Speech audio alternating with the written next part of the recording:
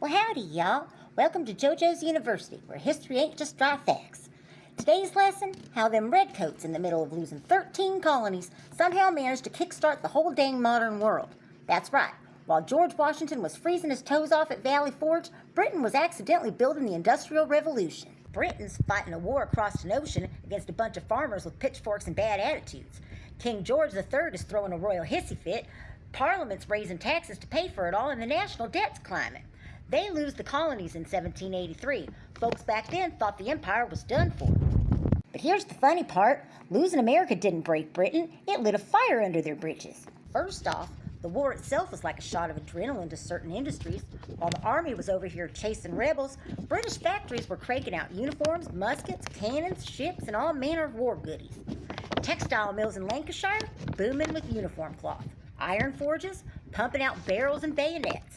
Naval shipyards working overtime building the fleet that kept the French and Spanish busy. Wartime demand gave a big old boost to the very sectors that would explode in peacetime. Then comes the real kicker. After losing the colonies, Britain had to pivot. No more cheap colonial tobacco, cotton, or timber flowing in duty-free.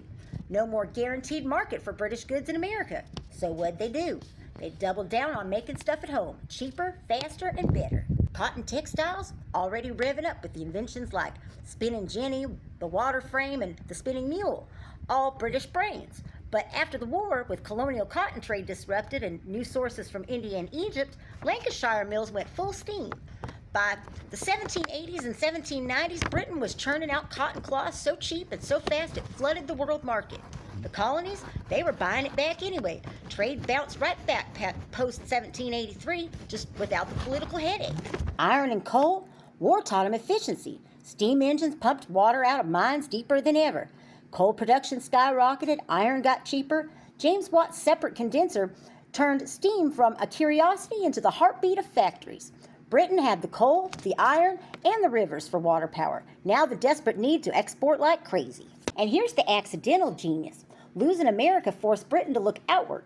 They pivoted to Asia, Africa, and Latin America. New markets, new raw materials. The East India Company ramped up. Opium trade to China boomed, ugly as sin, but economically huge.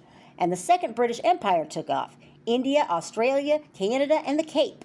While the U.S. was busy being born, Britain was quietly turning into the workshop of the world. By 1800, Britain's GDP was pulling away from everybody else. Factories, railroads, steamships, mechanized everything.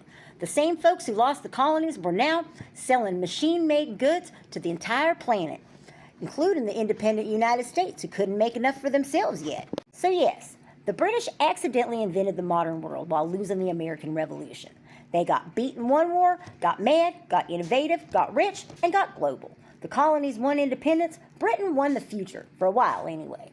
And yeehaw, bless their industrial hearts.